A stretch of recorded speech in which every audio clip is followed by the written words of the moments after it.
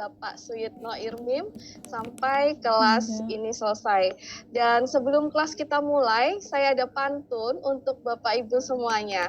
Tebing tinggi di atas Gunung Merapi, hati-hati bila sedang mendaki. Hidup ini tak bisa diulangi, mari kita mulai saja acara pada malam hari ini. Baik Bapak Ibu, sebelumnya saya akan membacakan tentang company profile lembaga kami, NAF Education Center, dan juga profil dari Bapak Suyitno Irmim. Sebelum memulai materi, baik Bapak Ibu, untuk lembaga kami yaitu NAF Education Center. NAF Education Center adalah lembaga pelatihan non-akademik yang berkomitmen untuk memberikan pelatihan yang inovatif dan juga berorientasi pada praktek, membantu individu dan profesional mencapai potensi penuh mereka dengan fokus pada 3 nilai inti, yaitu networking, amazing, dan future. Lembaga ini memberikan pengalaman pelatihan yang berkelanjutan sesuai dengan visi dan misi lembaga. Oke lah. Nggak pakai ya apa artinya? Dan program pelatihan kami ada Kulwa online, ada special training online, ada free webinar ataupun sharing session, ada in-house training secara online ataupun offline. Dan untuk topik pelatihan kami ada digital marketing dan bisnis online, ada public speaking dan storytelling, ada soft skill, etos kerja, motivasi, leadership, dan managerial skill, serta hospitality, NLP, dan lain sebagainya. Dan untuk kelas kami di minggu ini ada webinar hari ini, kemudian besok di hari Jumat kami ada webinar tentang persiapan mental menghadapi pensiun bersama Bapak Suyitno Irmim di hari Jumat tanggal 17 Mei di jam 19.00 sampai 21.00 waktu Indonesia Barat. Kemudian di hari Sabtunya kami juga ada kelas mengubah kata-kata menjadi keajaiban, tips praktis public speaking NLP untuk pemula dalam semua bidang. Di hari Sabtu tanggal 18 Mei jam 19.00 waktu Indonesia Barat. Dan di hari Senin tanggal 20 Mei kami juga ada webinar langkah awal sukses jualan online. Kemudian di hari Jumat tanggal 31 Mei kami ada kelas NLP for Teaching Series 1. Baik Bapak Ibu, itu adalah company profile lembaga kami, NAF Education Center. Dan pada malam hari ini narasumber kita yang sangat luar biasa yaitu Bapak Suyitno Irmim.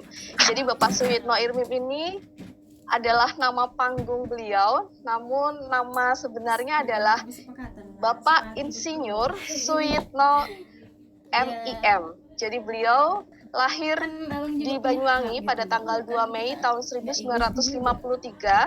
Alamat beliau domisili di Permata Jingga, Malang. Kemudian pendidikan terakhir beliau adalah S2 di KUL Leuven, Belgia. Pengalaman kerja beliau juga 38 tahun dari tahun 74 hingga tahun 2012.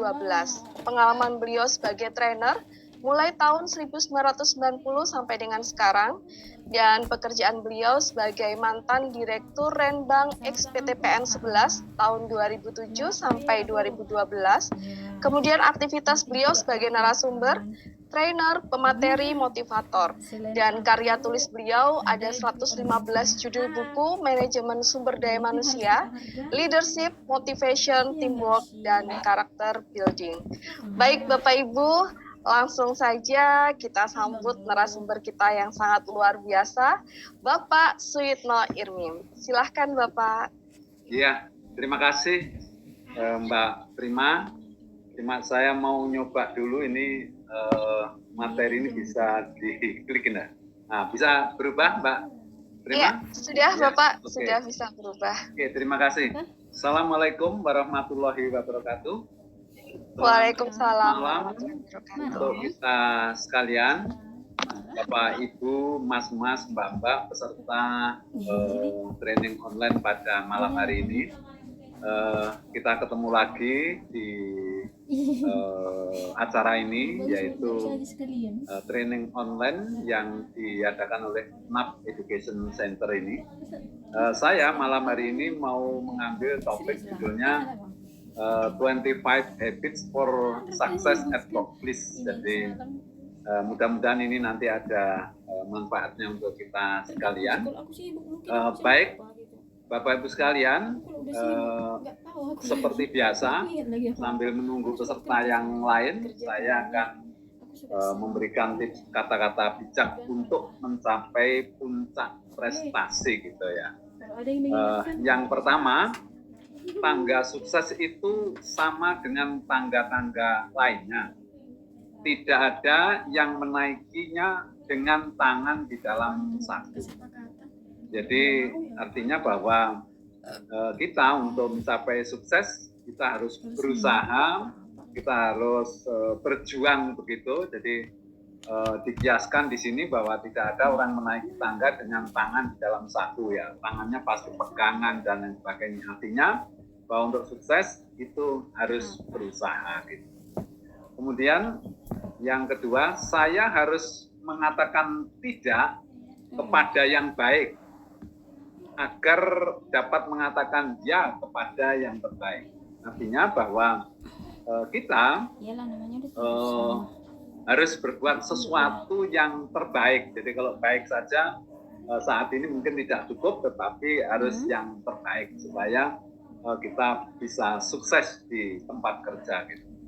Kemudian kalau kita kerjakan lebih daripada yang dibayarkan, akhirnya kita akan dibayar lebih dari yang kita kerjakan. Jadi pada saat ini kita bekerja mungkin harus lebih daripada yang dibayarkan agar suatu saat kita ini dibayar lebih daripada yang dikerjakan. Jadi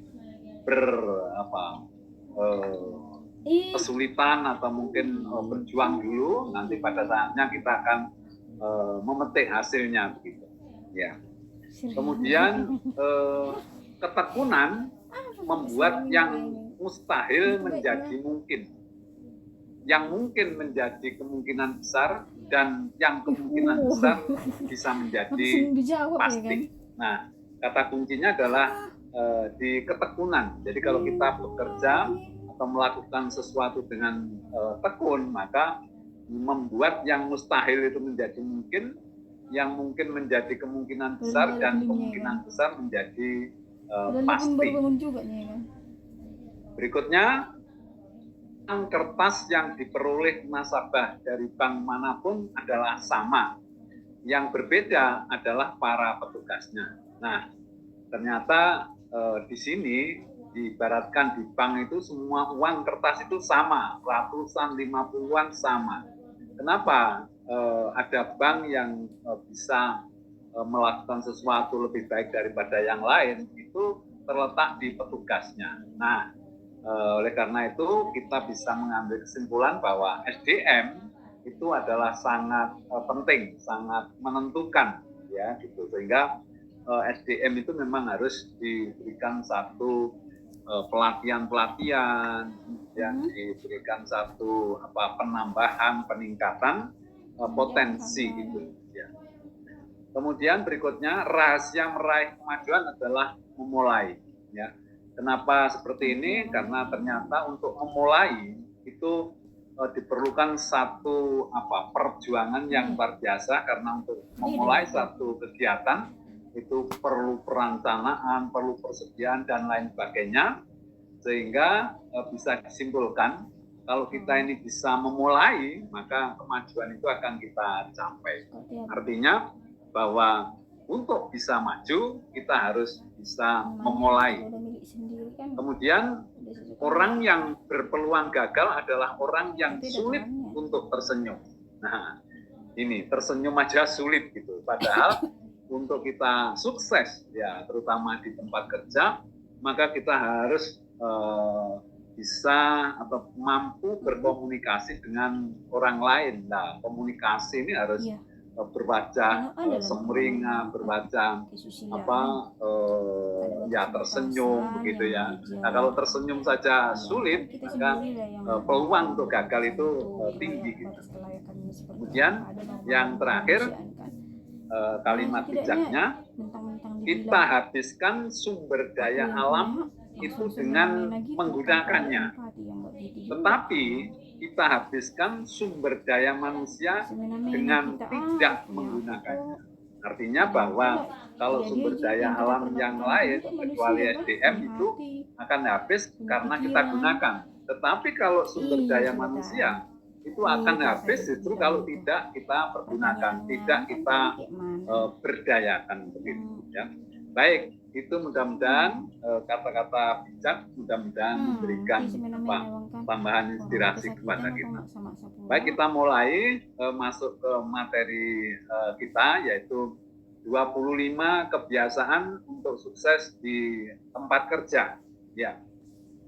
Apa itu habit atau kebiasaan? Habit atau kebiasaan dimaksud adalah pola pikir kita, kemudian sikap dan perilaku kita, respon atau reaksi positif yang dikerjakan secara terus-menerus sehingga yang awalnya tidak atau belum bisa mengerjakan jadi terlatih dan lama-kelamaan jadi terbiasa. Itulah yang dinamakan habit atau kebiasaan. Jadi satu cara berpikir, sikap perilaku, kemudian respon dan reaksi positif kita ya yang terus dilakukan terus-menerus ya sehingga kita menjadi terbiasa.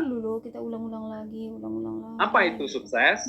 Ya, mungkin ini perlu saya sampaikan sedikit karena sukses itu sebetulnya adalah tercapainya sesuatu keinginan. Ya. Jadi kalau kita ini menginginkan sesuatu kemudian tercapai maka itu dinamakan sukses.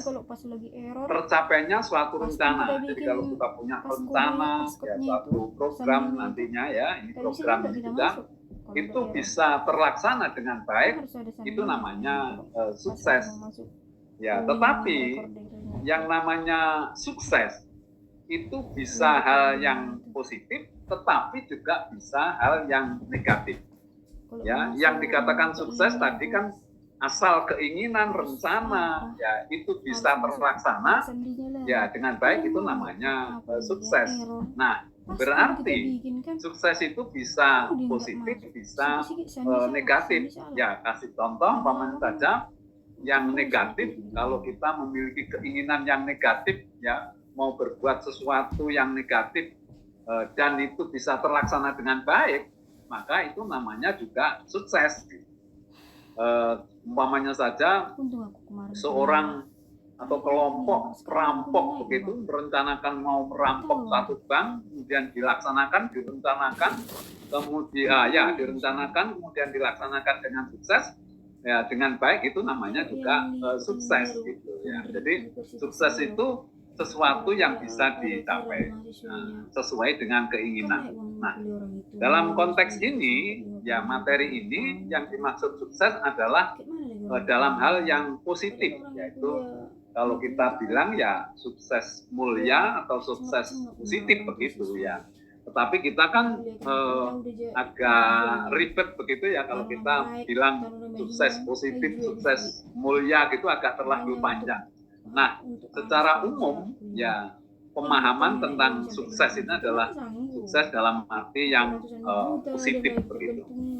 Baik, habit untuk sukses di tempat kerja ya adalah satu kebiasaan positif yang dilakukan di tempat kerja sehingga memungkinkan seseorang berhasil mencapai yang diinginkan, baik itu secara pribadi maupun secara organisasi. Nah, itu yang dimaksud habit untuk sukses di tempat kerja. Nah, untuk melakukan kebiasaan atau habit yang positif atau sukses yang positif ini diperlukan yang pertama itu usaha yang sungguh-sungguh ya, karena kita akan mencapai kesuksesan tidak ada sukses tanpa usaha yang sungguh-sungguh gitu. Kemudian untuk berusaha supaya bisa efektif dan efisien tentu diperlukan ilmu ya, pengalaman seni yang cukup gitu ya, sehingga perlu ya membekali diri kita ya itu untuk bisa memiliki ilmu yang cukup agar usaha yang kita lakukan itu bisa berjalan dengan baik gitu. Kemudian memiliki strategi yang tepat. Jadi kita ini mengatur cara bagaimana supaya apa yang akan kita lakukan ini bisa berjalan efektif dan efisien, itu tentu memiliki strategi dan cara. Kemudian tentu karena kita ini sukses, yang kita inginkan adalah sukses mulia, sukses positif, ya, sukses dalam artian yang baik, maka hati kita ini memang harus bersih gitu, artinya mempunyai tujuan-tujuan yang baik. Hati kita bersih sehingga hasil kerja kita tentu nanti akan menghasilkan sesuatu yang baik. Kemudian harus ada satu kesadaran yang tinggi, artinya bahwa di dalam melakukan sesuatu kebiasaan ini atau habit ini, kita harus sadar bahwa kita melakukan sesuatu ini untuk mencapai kesuksesan yang dinamakan sukses mulia atau sukses positif itu tadi. Ya.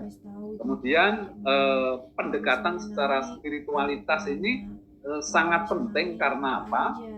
Karena kalau kita ini untuk mempelajari tentang teorinya, katakanlah teori mengenai integritas, mengenai bekerja dengan disiplin dan lain sebagainya, tanggung jawab, itu secara teori tidak terlalu sulit.